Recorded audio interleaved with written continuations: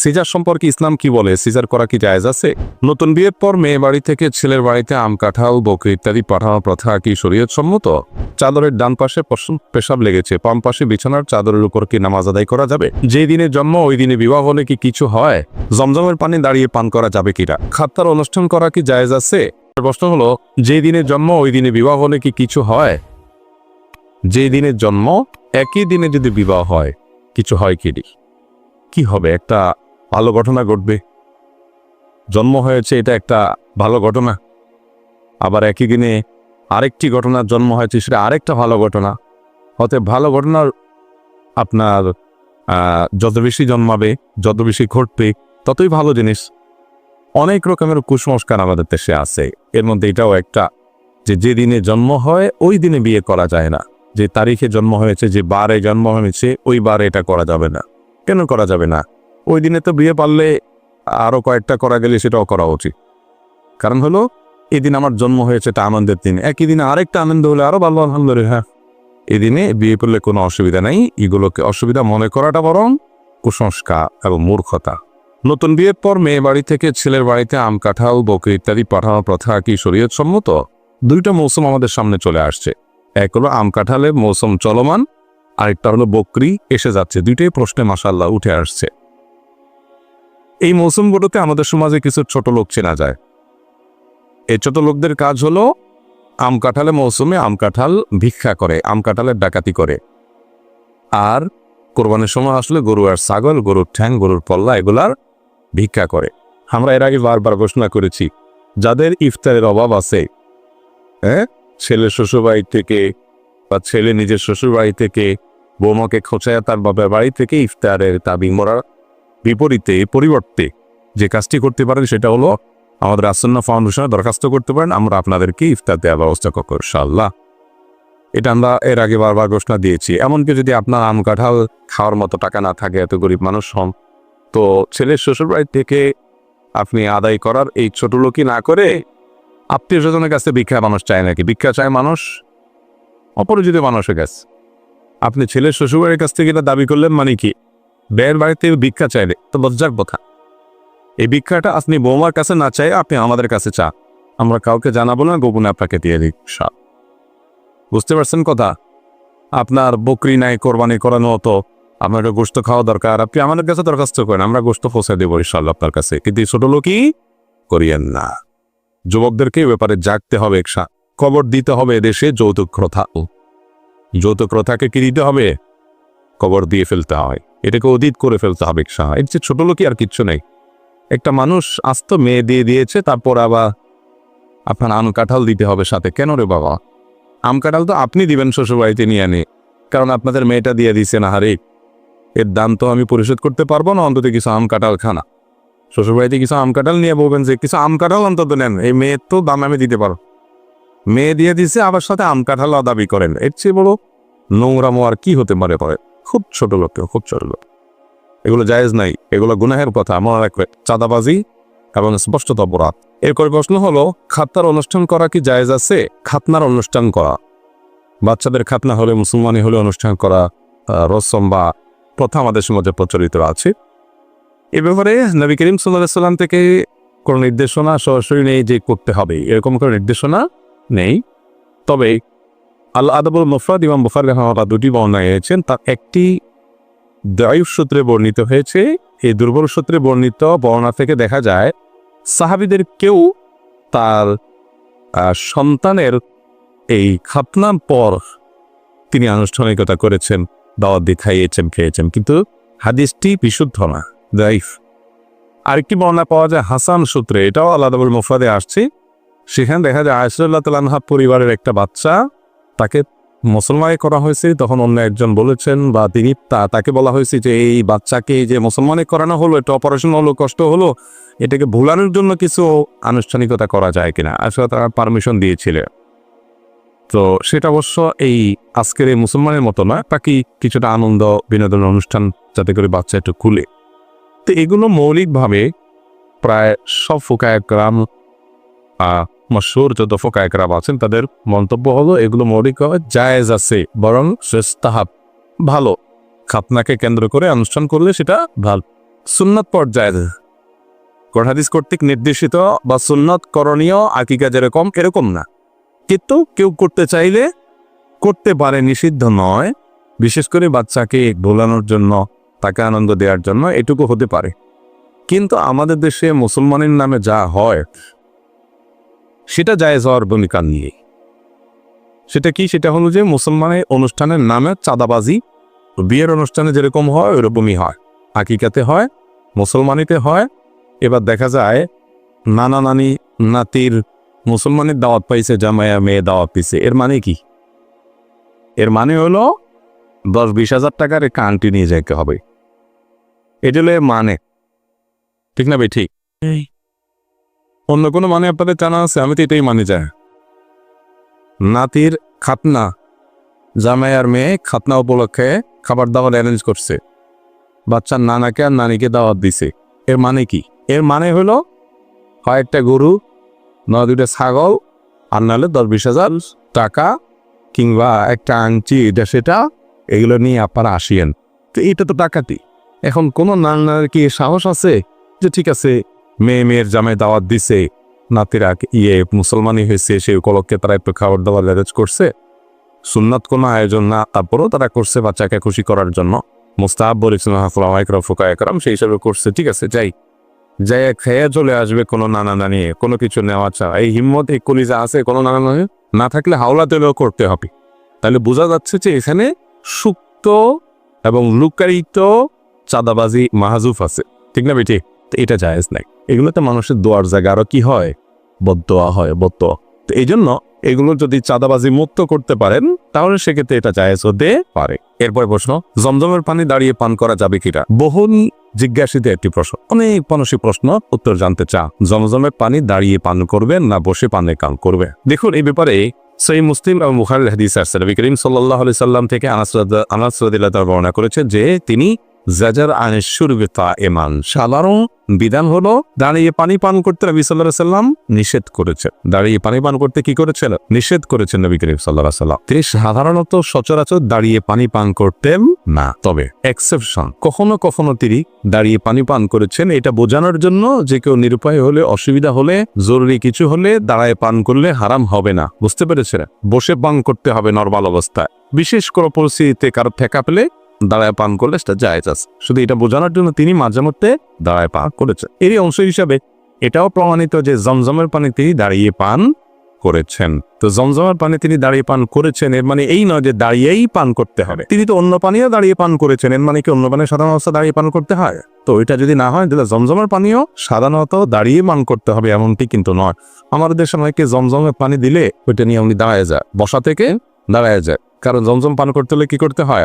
উনি মনে করেন দাঁড়ায় পান করতে হয় না। এরকম কোনো হাদিস নাই যে নবী করিম সাল্লাল্লাহু আলাইহি সাল্লাম বসা থেকে দাঁড়ায় গেছেন জমজমের পানি পান করার জন্য, বা সাহাবীদের থেকে এরকম কোনো হাদিস আমার জানা নাই যে বসা থেকে দাঁড়াইছেন পান করার জন্য, দাঁড়ানো অবস্থা পানি পাইছেন পান করছেন, এরকম পাওয়া গেছে। সেটা হয়েছে বললাম নবী করিম সাল্লাল্লাহু আলাইহি সাল্লাম অনেক বিষয় নিষেধ করার পর সেটা করতেন জায়েজ প্রমাণ করার জন্য। কথা কি বুঝাতে পারছি? এই জন্য জমজমের পানি অন্য 10টা পানির মতো সাধারণভাবে বসেই পান করবেন, দাঁড়ানো অবস্থায় কখনো পান করার প্রয়োজন হলে জায়েজ। এটা হলো ফোকায়ে কেরামের অনেকের মত এবং এটা অধিকতর যুক্তিযুক্ত বলে আমার কাছে মনে হয়েছে। হাদিসগুলো সবগুলোকে গাটাগাটি পর ফোকায়ে কেরামের সবগুলো মতামত একসাথ করার পর মনে হচ্ছে এটাই শক্তিশালী। তবে অনেক ফকিগণ, অনেক ওলামায়ে কেরাম দাঁড়িয়ে জমজমের পানি দাঁড়িয়ে পান করাকে মুস্তাহাব, উত্তম বলেছেন। ওই যে নবী সাল্লাল্লাহু আলাইহি সাল্লাম একবার করেছেন, সেটাও তার থেকে করেছেন কোনো প্রমাণিত আছে। ওই হাদিসটার কারণে তারা জমজমের পানি দাঁড়ায় পান করাটাকে মুস্তাহাব বলেছেন ফোকায়ে কেরাম। অতএব কেউ ওই ফোকায়ে কেরামের মতের উপর আমল করলে তার সে আমলকে গুনাহ হয়েছে, বেদাত হয়েছে, এনকার করা যাবে না। বাকি সাধারণ পানির মতো এই পানিটাও সাধারণভাবে পান করাটাই অধিকতর যুক্তিযুক্ত বলে আমার কাছে মনে হয়েছে। জি, এরপরে প্রশ্ন হলো, চাদরের ডান পাশে পেশাব লেগেছে, বাম পাশে বিছানার চাদরের উপর কি নামাজ আদায় করা যাবে? চাদরের যদি এক পাশে পেশাব লাগে বাচ্চা, অন্য পাশে আপনি নামাজ পড়তে পারেন, কোনো অসুবিধা নেই। বিশেষ করে রুকু সিজদা উঠা বসা যখন যাবেন, যদি এখানে রুকু সিজদা করার কারণে ওইটা না লাগে, মানে এত ছোট কাপড় যে একটা অংশে সিজদা করলে ওইটাতে টান খায়, লাগে, শরীরের সাথে লাগার সম্ভাবনা তৈরি হয়, এরকম যদি না হয়, অনেক বড় চাদর, এক কোণা পেশাব আছে, অন্য কোণা আপনি দাঁড়ায় নামাজ পড়ছেন, এটা জায়েজ আছে। আমার বাবা মারা গেছেন টয়লেটের ভেতর, কিন্তু আমি রোজায় স্বপ্ন দেখেছি তিনি একটি সুন্দর বিছানায় শুয়ে আছেন এবং কালিমা পাঠ করতে মারা যাচ্ছেন। এর ব্যাখ্যা কি হতে পারে? কোনো মানুষ, কোনো মুসলমান যদি টয়লেটে মৃত্যুবরণ করে এর মানে এই না যে লোকটা জাহান্নামী। এত সহজ সমীকরণ করার সুযোগ নাই। মৃত্যুটা কোথায় হয়েছে এটা বড় বিষয়। মৃত্যু অবস্থায় তিনি ইমানদার কিনা সেটা হলো বড় বিষয়। একজন ইমানদার, তার মৃত্যু যদি টয়লেটেও হয় তিনি আল্লাহর কাছে নাজাত পেতে পারে। আরেকজনও বেঈমান, আল্লাহর প্রতি অবিশ্বাসী, তার মৃত্যু খুব আলিশান রুমের মৃত্যু হয়েছে, তারপরও সে জাহান্নাম। অতএব আপনার বাবা টয়লেটে মৃত্যুবরণ করেছেন দেখে আপনি তাকে স্বপ্নে ভালো অবস্থায় আছে এটা দেখতে পারবেন না এমন কিছু নয়। সুধারণা করতে পারেন যে আপনার বাবা আল্লাহ তাকে ভালো রেখেছে। তারপরও আমরা বাবা মাকে মৃত্যুর পর তাদের তরফ থেকে দান সাদাকা ইত্যাদি করবো, অব্যাহত রাখবো, যাতে করে আজর এবং সব তাদের আমল যায়। এরপরে প্রশ্নটি আমি উচ্চারণ করছি না, কিন্তু প্রশ্নটির খোলাসা হলো যে কোনো স্বামী যদি স্ত্রীকে এমন কোনো কাজ করতে জোরাজোরি করে যেটি আল্লাহ তাআলা অনুমোদন নাই, হারাম, সেটা সহবাসের সময় বা অন্য সময় বা, তো স্বামীর সেই নির্দেশ মানা যাবে না। লা তাআতা লিমাখলুকিন ফি মাসিয়াতিল খালিক। আল্লাহ নির্দেশ লঙ্ঘন হয় এরকম কোনো কাজ পৃথিবীতে কারোর নির্দেশ মানতে গিয়ে করা যাবে না, সেটা স্বামীরও না বাপ মানটা। বুঝাতে পারছি? এক্ষেত্রে স্ত্রী তার সাধ্য অনুযায়ী প্রতিরোধ গড়ে তুলবেন, বাধা দিবেন কৌশলে, বিভিন্নভাবে, কিন্তু কোন অবস্থাতেই হারামের কাছে মাথা নত করবে না। একান্ত তিনি যদি জুলুমের শিকার হন, জবরদস্তের শিকার হন, তাহলে আল্লাহর কাছে তিনি মাপ পাবেন, যেহেতু তার ইচ্ছা ছিল না এবং তিনি জুলুমের শিকার। যে কোনো বীমা বা সমিতি থেকে কিস্তি নিয়ে জমি কেনা বা ঘর তৈরি করার কাজ করা বা অন্য কোনো কাজে লাগানো যাবে কিনা? কিস্তি নিয়ে, অর্থাৎ সুদের ভিত্তিতে কিস্তি নিয়ে যদি আপনি ঘর তৈরি করেন, সমালোচনা করেন, সুস্পষ্ট হারাম। সুদের লোন সেটা কিস্তিতে নেন আর এককালীন নেন, বা কিস্তিতে পরিশোধ করেন বা এককালীন পরিশোধ করেন, যেভাবেই নেন, সুদকে আল্লাহ তাআলা হারাম করেছে, সাধারণ হারাম না। পৃথিবীতে যত বিষয়কে আল্লাহ তাআলা আমাদের জন্য হারাম করেছেন ভক্ষণ করা, রিজিকের ক্ষেত্রে যত হারাম আছে, এর মধ্যে সবচেয়ে ডেঞ্জারাস হারামটি, সবচেয়ে ভয়াবহ হারামটি হলো সুদ। সুদের থেকে ভয়াবহ আর কোনো হারাম দ্বিতীয়টা। কয়েক কেজি শুকরের গোশত রান্না করে খেলে যে গুনাহ হবে, সুদের কারবার করলে তার চাইতে বেশি গুনাহ হওয়া। এত জঘন্য সুদের বিষয়। এজন্য ইমানদার দুনিয়ার সামান্য ঘর তৈরি করা, ব্যবসা প্রতিষ্ঠান তৈরি করা, এই সমস্ত লোভে সুদের কারবার করতে পারে না। এরপরে প্রশ্ন হলো, কোরবানির একটি ভাগে দুই ভাই একসাথে টাকা দিয়ে দুটি অংশ করে নেয়, 7 ভাগের 1 ভাগ তারা দেন। প্রশ্ন হচ্ছে, ভাগ একটি, অংশীদার 2 জন, এমন হলে কোরবানি হচ্ছে কি? না, এরকম হলে কোরবানি হওয়ার কোনো সুযোগ নাই। প্রবাসীরা অনেকে এরকম করে যে ধরেন কয়েকজন একটা রুমে আছে ব্যাচেলর, তো কোরবানির দিন একটু তারা কোরবানি করবে, গোশত খাবে। এটা ছাগলের দাম ধরেন 500 রিয়াল, তারা 5 জন থাকে, তো 5 জন মিলে 100 রিয়াল করে দিয়ে একটা ছাগল কিনে না কোরবানি করে। কারোরই কোরবানি হবে না, গোশত খাওয়াটা হবে। গোশত খাওয়াটা হবে আল্লাহর নামে জবে করলে হালাল হবে গোশত খাওয়া, কিন্তু এটা কি হবে না, কারণ কোরবানির একটা ভাগ, ওইটাকে আবার ভাগ করার সুযোগ একটা ভাগ একজনই দিতে হবে। হ্যাঁ, এটার একটা পদ্ধতি এমন হতে পারে যে কয়েকজন মিলে একজনকে টাকা দিল, যে ভাই আমরা 5 জন মিলে 100 রিয়াল করে তোমাকে আমরা দিলাম, তুমি একটা ছাগল কিনে কোরবানি করিও। কোরবানি করার পরে সে এবার দয়া করে আপনাদেরকে গোশত খাইতে দিয়েছে, আপনারা খাইলেন, সেটা জায়েজ। সিস্টেমটা বুঝতে পারছে? কিন্তু ভাগ সমান সমান, টাকা সমান সমান, একটা অংশরে কয়েকজন বা 2 জন বা 3 জন ভাগ করে নিলেন, এতে কারো কোরবানি হবে না। একটা গরুর 7 ভাগ 7 জনের হইতে হবে, 8 জনের হইলে হবে না। একটা ভাগ 2 জনেরটা হইতে পারে না। আমি একটি সরকারি প্রতিষ্ঠানে চাকরি করি। চাকরি সুবাদে বিভিন্ন মালামাল ক্রয় বা মেরামত ক্ষেত্রে বিভিন্ন টেন্ডারের কাগজে স্বাক্ষর করতে হয়, যা না করলে চাকরি বোর্ডিং হবে বা করা যাবে না। টেন্ডারের কাগজে স্বাক্ষর করার কারণে মালামাল বিক্রয়কারী প্রতিষ্ঠান বা মেরামতকারী প্রতিষ্ঠান কর্তৃক কিছু টাকা আমাকে দিতে চায়, যা আমি গ্রহণ করি না। আমার প্রশ্ন হলো, এই টাকা গ্রহণ করে দান বা সাদকা করা উত্তম নাকি না নেওয়াটা উত্তম? এসব টেন্ডারে মালামাল ক্রয় বাবদ রেট বেশি ধরা হয়ে থাকে। এ ধরনের চাকরি করা যাবে না, ছেড়ে দিতে হবে। যেখানে আমাকে অন্যায় করতে হবে, রেট বেশি লিখতে হবে, মানে রাষ্ট্রের ক্ষতি হবে বা প্রতিষ্ঠানের ক্ষতি হবে, আবার সেখানে অন্যায়ভাবে ওখানে স্বাক্ষর করে আমি অন্যায় সহযোগিতা করতে হবে। ভাই, পৃথিবীতে বেঁচে থাকার জন্য খুব বেশি কিছু লাগে না। চাকরি ছেড়ে দিলে আপনি মরে যাবেন না, চাকরি ছেড়ে দিলে মরে যাবেন না, আল্লাহ তাআলা মেরে ফেলবেন না। দুনিয়াতে রিকশাওয়ালাও খেয়ে বাঁচে, সাধারণ গরিব মানুষও খেয়ে বাঁচে, দিনবাজারও খেয়ে বাঁচে, আপনিও বাঁচবেন ইনশাআল্লাহ। সৎ সাহস থাকতে হবে। আমি কেন অন্যায়ের সহযোগী হও, এটা আমার জন্য জায়েজ নাই। সেখানে আবার আপনাকে সে উৎকোচ দিলে সে উৎকোচ আপনি নিয়ে গরিবরে দান করবেন না, এই দান আল্লাহ চান না, এই দান আল্লাহ চান না। ইন্নাল্লাহা তাইয়্যিবুন লা ইয়াকবালু ইল্লা তাইয়্যিবা, আল্লাহ নিজে পবিত্র, দান করবেন হালালটা, পবিত্রটা, অপবিত্রটা আল্লাহ গ্রহণ করবেন না, এটা গ্রহণ করেন। অতএব কিরকম করা জায়েজ নয়। এরপর প্রশ্ন হলো সিজার সম্পর্কে ইসলাম কি বলে, সিজার করা কি জায়েজ আছে? মেয়েদের গর্ভখালাসের জন্য সন্তান প্রসবের সময় যদি তা কারোর সিজারের প্রয়োজন হয়, বাচ্চার পজিশন এবং সার্বিক অবস্থা বিবেচনা করে বিচক্ষণ ডক্টরগণ যদি সিজার করতে নির্দেশ না করে এবং এর কোনো বিকল্প না থাকে, তাহলে এটা জায়েজ আছে, কারণ কোনো প্রায় চিকিৎসার অংশ হিসাবে এটা জায়েজ আছে। কিন্তু যথাসম্ভব আপনার এক্ষেত্রে প্রপার ট্রিটমেন্ট হচ্ছে কিনা, প্রপার ডায়াগনোসিস হচ্ছে কিনা, প্রপার পরামর্শ হচ্ছে কিনা, এই বিষয়গুলোকে নিশ্চিত করার চেষ্টা করতে হবে। অনেক মেয়েরা আজকাল শখ করে কি করে সিজার করে, শুনি শখ করে নাকি সিজার করে, অদ্ভুত ব্যাপার সেপা, মানে নর্মাল ডেলিভারিতে একটু কষ্ট বেশি হয়, সেজন্য সিজারে তারা চলে যায়। অথচ সিজার মানে কি, পেটের এক মাথা থেকে আরেক মাথা পর্যন্ত কেটে ফেলা, সেটাকে আবার জোড়া দেওয়া, সেটা আবার জোড়া লাগা। আর নর্মাল ডেলিভারি হলে আজকে ডেলিভারি না হাসপাতালে, কালকে মহিলা ছাড়পত্র পেয়ে যায়। আর সিজারের রোগী 3 দিন 4 দিন 5 দিন বেডে শুয়ে থাকতে পারে। হয়তো বাহ্যিক একটু সাময়িক একটু কষ্ট হয় প্রসবের সময়টাতে, কিন্তু আগে পরে কোনো সময় যা সুখ। অতএব এগুলো নির্বুদ্ধিতা ছাড়ার কিছুই নয়। আমাদেরকে আজকাল শৌখিনতার নাম দিয়ে, আধুনিকতার নাম দিয়ে শয়তান এমন এমন পদ্ধতিতে নিয়ে যাচ্ছে যে আমরা ধ্বংসের দিকে চলে যাচ্ছি। সিজারের সবচেয়ে বড় ক্ষতির একটা তো হলো যে বাচ্চা যদি সিজারে হয় তাহলে সেক্ষেত্রে খুব বেশি বাচ্চা নেওয়ার সম্ভাবনা থাকে না নাকি। তো সেটা যদি হয় এটা তো বিরাট একটা লস। আপনি বিয়ে করেছেন, আল্লাহ তাআলা আপনাদের ঘরে সংসারে যদি 2, 4, 5টা 7টা 10টা 12টা বাচ্চা দেয়, বিরাট সম্পদ। এই বাচ্চার টাকা দিয়ে কেনা লাগলে কি করতে, সেখানে একটা পরে আন না, 2টা পরে আন না, এগুলা যারা বোঝায় আমাদেরকে ভুল বোঝায়। এগুলোর পরিণতি কি হয় চায়নারা জানতেছে, এগুলোর পরিণতি কি হয় উন্নত বিশ্বের লোকেরা জানতেছে। জন্মের হার যখন থেমে যায় একটা সভ্যতা বিলুপ্তির দিকে চলে যায়। এটা নতুন করে গ্রো করা যায় না, কঠিন হয়। মানুষের জন্ম পৃথিবীর জন্য কখনো অকল্যাণের না, মানুষ কখনো জনসংখ্যা কখনো সমস্যা নয়, এটাকে জনসম্পদে রূপান্তরের চেষ্টা করতে হবে। আপনারা প্রায় একটা স্লোগান শুনেন না, ওই যে ছোট পরিবার সুখী পরিবার, শুনেন না? ছোট পরিবার মানে 1-2 বাচ্চা থাকে, আপনি সুখে থাকবে। আমি তো উল্টাটা দেখি, যত ঘরে ঘরে অশান্তি দেখেন ওই 1 ছেলে 1 মেয়ে ওখানেই, কারণ ওই একটা অমানুষ হলে পুরো জীবনটাই শেষ। আর যাদের 8টা-10টা বাচ্চা আছে, এদের যদি 2, 4, 5টা অমানুষ হয় তাতে কিছু আসে যায় না, একটা মানুষ হইলে যথেষ্ট, ঠিক না? ঠিক।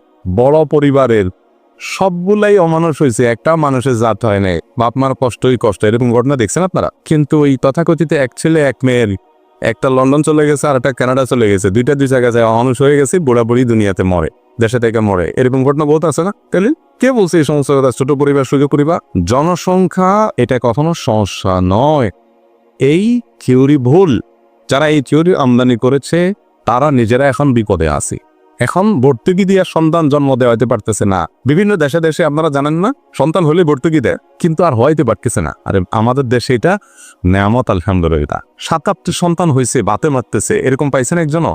7-8টা হয়ে গেছে, এই জন্য বাতের অভাবে বুড়া বুড়ি খাইতে পারতেছে না, এরকম হয়েছে কখনো? আল্লাহ তাআলা সবার রিজিকের মালিক, ইমানদার সে বিশ্বাস থাকতে হবে তার। জনসংখ্যা এটা নেয়ামত, পৃথিবীর সংসার দামি সম্পদ, এটা বিধান। সিজার পরে এই যে সন্তান আপনার জন্মের হার কমায় আনা বা সীমিত করে ফেলা, এটা প্রতিমানের পরিচয় না। তবে হ্যাঁ, যদি এরকম পরিস্থিতি হয় যে নর্মাল ডেলিভারি হলে মায়ের জীবন হুমকির মধ্যে পড়ে যায়, তখন অবশ্যই সন্তানের জন্ম পরে আগে মায়ের জীবন রক্ষা করতে হবে। সেটার জন্য কি করতে হবে? সিজারে যেতে হবে, সেটা জায়েজ আছে, কিন্তু এটা হলো সর্বশেষ চিকিৎসা। এবার প্রশ্ন হলো, আমার মা আমার নানার আগে মারা গেছে, বর্তমানে আমার নানাও জীবিত নেই, তাহলে ইসলামের শরীয়ত অনুযায়ী আমি আমার নানার সম্পত্তির মালিক হবই না? না, আপনি আপনার নানার সম্পত্তির মালিক হবেন না, কারণ আপনার নানা মৃত্যুর পর তার সন্তানরা তার সম্পদের মালিক হয়।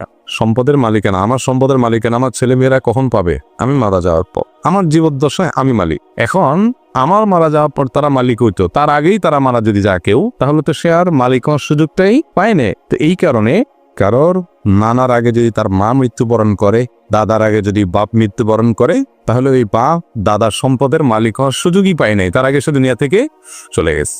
আর নাতি তো সরাসরি ওয়ারিস না, সেই হিসাবে ওখান থেকে সম্পদের ভাগ পাবেন না। কিন্তু এটা নিয়ে নাস্তিকরা অনেক কাহিনী করে, ইসলাম বিদ্বেষীরা অনেক কাহিনী তোলে। এটা অযুক্তি। শুধুমাত্র সম্পদ বন্টনের ভাগ পাওয়াটাই তো একমাত্র অবলম্বন না, আর বহু ব্যবস্থা আছে তার বেঁচে থাকা। যেমন দাদা তার জন্য জমি লিখে দিতে পারে, নানা তার জন্য লিখে দিতে পারে, মামারা লিখে দিতে পারে, খালা লিখে দিতে পারে, চাচারা লিখে দিতে পারে। আর প্র্যাকটিসও মারা গেছে, তো নাতিরা, দাদার আগে হয়তো বাপ মারা গেছে, নাতিরা কিছু পায় নাই, তো ঠিক আছে চাচারা আবার সবাই মিলে নাতির জন্য কিছু দিয়ে দিছে। বা দাদা বেঁচে আছে যে ঠিক আছে আমার ছেলে মারা গেছে, নাতিরা তো নিয়ম অনুযায়ী তারা পায় না, তো আমি তাদেরকে দয়া করি এটা লিখে দিলাম, এটা তাদের জন্য জায়েজ আছে। ওয়ারিসদেরকে দেওয়া জায়েজ নেই, কিন্তু নাতিদেরকে দেওয়া জায়েজ আছে। আল্লাহ তাআলা অন্য রাস্তা করে রেখেছে। শুধু সেটাই নয়, নাতিদের ভরণ পোষণ, তাদের খরচ খরচা, দায় দায়িত্ব পুরাটা দাদাকে বহন করতে হবে বাবার অগোচরে। তাহলে শরীয়ত তার জন্য অনেকগুলো বিকল্প রেখেছে। এটা নিয়ে শরীয়তের সমালোচনা করাটা মূর্খতা ছাড়া আর কিছুই না। আল্লাহ তাআলা আমাদেরকে বুঝার নেওয়া আর তৌফিক দান করুন।